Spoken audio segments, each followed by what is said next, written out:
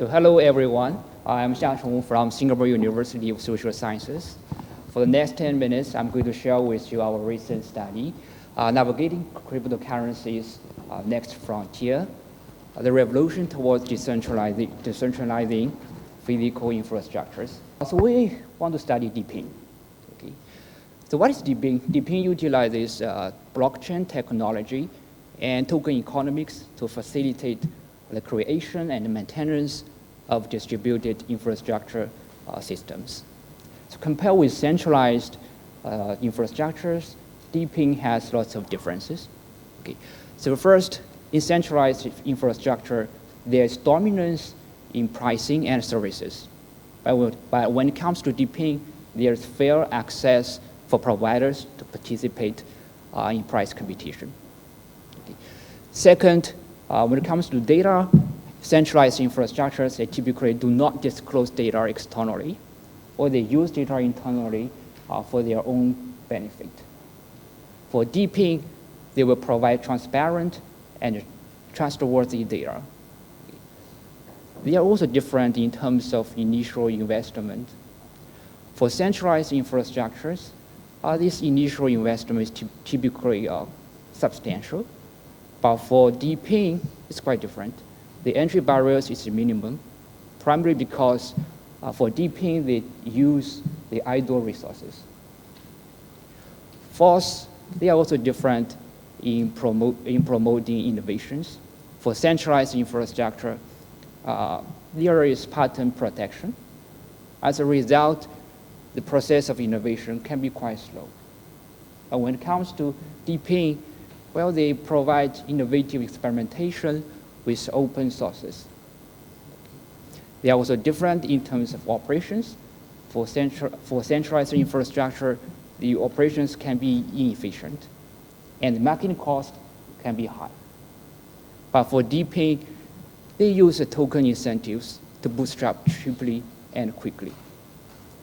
Last, for centralized infrastructure, there is a single point of failure risk. For DePIN, because they have the centralized nodes, it provides a more resilient network. Okay. So how exactly does DePIN work? So DePIN projects are collectively deployed and maintained by a global network of contributors. These projects are enabled using token incentives.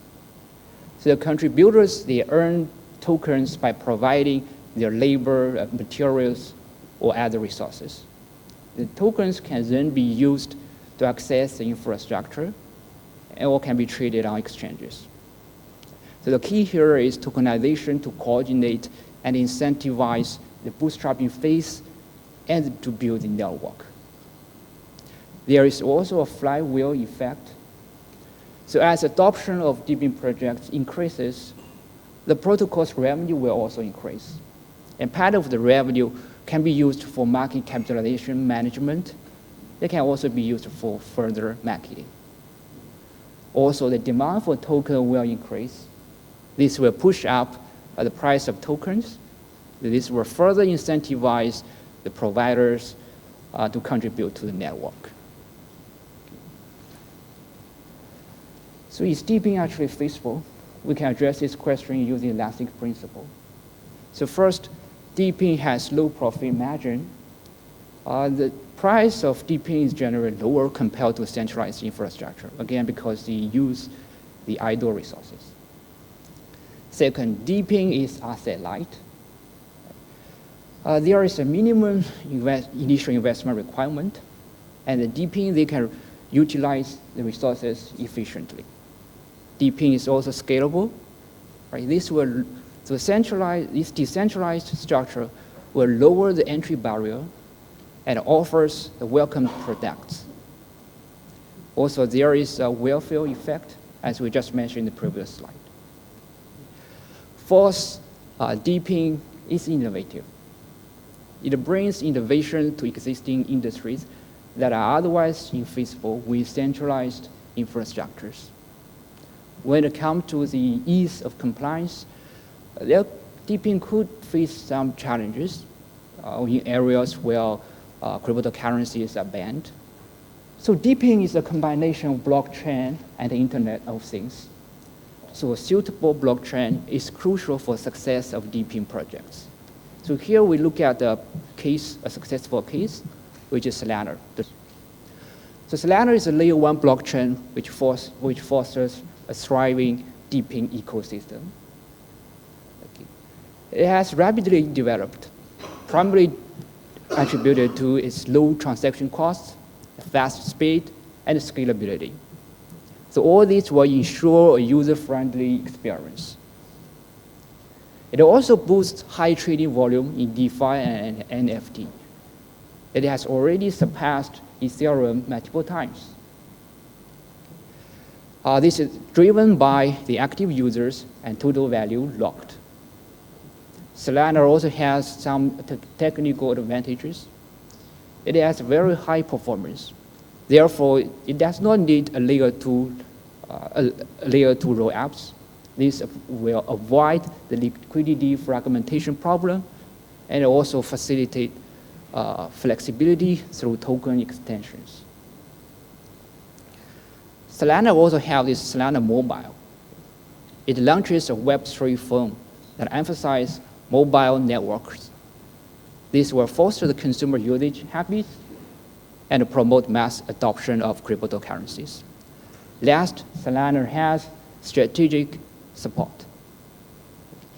The Solana Foundation and venture capitals support DePIN through hackathons and grants. These will attract top developers to the Solana ecosystem. We also look at some other successful cases. Then we come up with we propose a criteria for suitable blockchain that can contribute to a successful DePIN. Right. So first, the cost should be high. The low-cost blockchain is more inclusive. So this will benefit users by reducing the cost burdens of using the interaction applications. Second, the blockchain should be associated with high performance. It should be efficient so that can efficiently process a transaction request and can provide a user-friendly experience. The number of active users also matter. If there are not many users on the blockchain, then the users for DePIN are also small. If you want to attract the new users outside the blockchain, it is even more difficult. So first, the strategic positioning is also crucial. It is more conducive to obtain resource support during development process if you choose a blockchain that strongly supports DePIN. So last, the basic infrastructure of blockchain, the capture of ecological projects, and investors' profits, they are all important factors for successful DePIN. So here, next we look at some use cases of DePIN projects. The DePIN projects can be used in decentralized storage. In particular, it is quite cost effective. It is projected that it saves a cost up to 78.6%. It can also be used in decentralized wireless network. It can also be used to generate renewable energy. It can also be used in decentralized computing network. So we want to predict the development trend of DePIN. First, we think it will be widely used in mobile web usage. Second, we think there will be a combination of DePIN and electric vehicles. So the automobile industry is experiencing a significant growth, and for EVs, it is projected that by 2030, the demand of EV will increase by 6 times. We also predict that there will be a coexistence between the DePIN and traditional infrastructure companies. Of course, it also faces some challenges. First, we need to manage the token incentives properly so that we would not dilute the value of tokens. We also face some competition and market challenges. We also need to study the local laws, right? So there will be market localization and regulation risk. Last, the cryptocurrency adoption may not be that easy.